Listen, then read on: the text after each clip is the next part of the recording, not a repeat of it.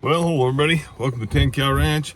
Haven't done hardly any videos for the last few months, and I was going to do a little video today on my fencing project here, but the reality of it is this time of year, it's middle of December or January. Now, for the last 2 or 3 months after I got the cows gathered, there's not much going on. I got the cows turned out in the hayfield, and that's kind of my winter pasture here for a few months, and I just weaned the calves the other day, and there's just not a whole lot going on. So anyway, I'm sitting in the truck right now. The wind, it's a pretty day outside. I mean, it's clear and sun shining, but it is stinking cold. The wind's blowing. Pretty miserable day. But anyway, just got this project. I'm gonna kind of share some things with you guys. I've only been in this house about 9 or 10 years now, and when I got here, there was nothing. This fence I'm going to be working on here, you can see behind me a little bit, was the original fence from who knows when, back probably in the 50s. So I put some fence up, built some corrals, and did a little bit of fencing down there. I did a video on it between the hayfield and my house. And when I first decided to do some fencing, I thought I'm going to go the extra mile and put up 4-foot net wire. That'll be the bulletproof, solid, best fence I can do. Boy, was I wrong. It doesn't work. I'm telling you, if you guys are watching this video thinking about some fencing projects on your place coming up, it just don't work. I think the barbed wire on the top, so if you go with a 36-inch net with 2 strands of barbed on top, that's way better. And I didn't think the cows would push on it, but man alive, they do.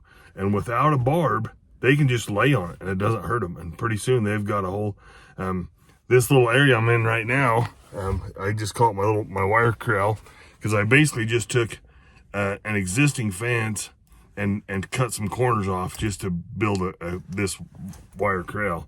And with this 4-foot net wire, it is amazing to me that a cow can stick its nose through that 4-foot net wire right in the middle of the wire, and pretty soon they just work it, and a few strands break and a few more strands, and they will walk right through the middle of that. And I'd have never dreamed in a million years that is the case. So I'll step out of the truck, pardon the wind here, and kind of show you what I got going. Hopefully you guys, I'd like to hear some comments from what you guys have experienced, because this is my solution, is these heavy, like number 9 wire welded panels. They're about $2 a foot, so they're reasonably priced. And what I'm doing is just laying them on the inside of the fence and putting them, tying them to the steel post, because what I'm hoping is that they're heavy enough that when they go to push on the top, that they're not going to bend and cave in like the field fence. And when they go to, I've had 3 different places in this corral that those cows have literally stuck their nose right through the center of a 4-foot net. And how in the world they do that, I don't know. But these wire welded panels, they're not going to be able to do that. So anyway, we'll get out of the truck, pardon the wind, we'll show you what I got going. Okay, so these are these heavy welded wire panels I'm talking about. And this was the field fence that I put up beforehand. And I'll show you kind of some of the failures. And literally all I'm doing, I'm not demoing this fence, I'm just putting this panel next to it.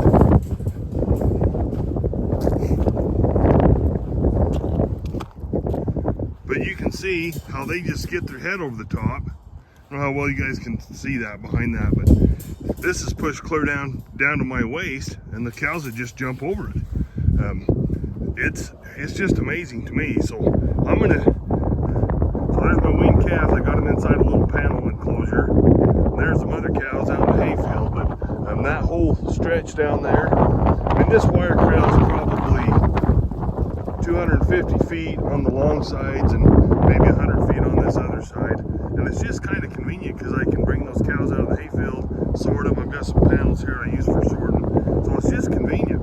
But my word, I've had trouble keeping them in. So you can see I'm just sticking these against the steel post on the inside, and I'm hoping that, and I'm raising them up a little bit. So this is, I don't know how well you guys can see, this is, over 5 feet tall, to where before is probably, 4.5 feet tall. So I'm hoping with the extra height, the cows won't be able to get their silly head over the top. And then where they've pushed through the middle, I'm hoping this fence is heavy enough that they'll hold up. But you guys can see that fence line on top, up above there. that's the old original fence. My father-in-law bought this place in the 1950s. I think this fence was here before that. Of course, it's been patched and added and repaired a bunch. A few of these old cedar posts are amazing how solid they are. And there's quite a few that are broke off. So I'll probably have to add some steel posts here and there, but yeah, some of these old cedars, man, these babies are pretty solid. As you can see the landscape, I get a little bit of floodwater through here.